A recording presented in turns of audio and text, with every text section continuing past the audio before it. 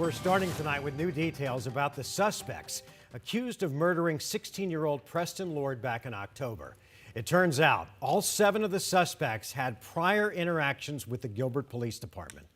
Thanks for joining us tonight for 12 News at 5. I'm Mark Curtis. And I'm Rachel McNeil in for Caribe. To learn more about those interactions, 12 News journalist Bianca Bono sat down one-on-one with Gilbert's police chief, Michael Solberg.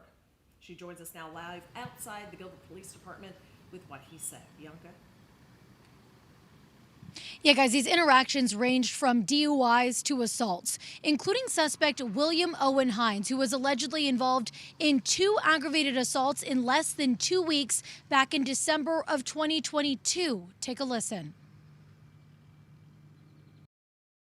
Take William Owen Hines, for example. We found that in less than a 2-week span in late 2022, he was involved in 2 pretty brutal aggravated assaults. One was outside of a Gilbert house party.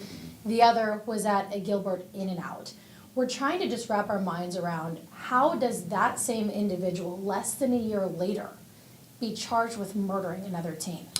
So it's important to, in those 2 incidents that you mentioned with William Owen Hines, those were not reported to the police department until after Preston was killed. So our only arrest with him as an adult prior to Preston being killed was in the summer of last year, where he was driving impaired and hit another vehicle and injured somebody. And so that 3rd case that we mentioned in his history, that aggravated DUI-related case, is from last summer. But the other 2 assaults that you mentioned that happened in November and December of 2022 were never reported to the Gilbert Police Department until after Preston Lord was killed. So just to be clear, was there not a call for service to the In-N-Out that night for a report of a fight or an incident? So on the December 2nd case, there was a call for service. In that situation, everyone was gone when we arrived. And so that is how we linked it back up to that incident. But there was, in that In-N-Out case in December, there was a call, but we did not, when we arrived, everyone was gone. And then later that same evening is when there was a fight at the garage at downtown Gilbert.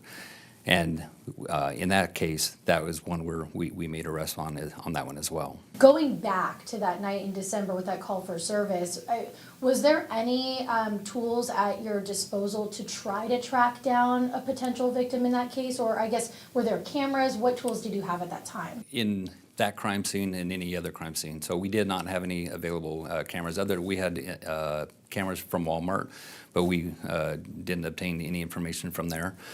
So we had no information as to who was involved. As I mentioned, when we arrived, the individuals involved were all gone. So we didn't know where to start looking, whether it be victim or suspects. They were all gone. And you can hear more of my interview with Chief Solberg. Plus, today I also sat down with Queen Creek's police chief. All of that is coming up on 12 News at 6. For an hour live in Gilbert, Bianca Bono, 12 News.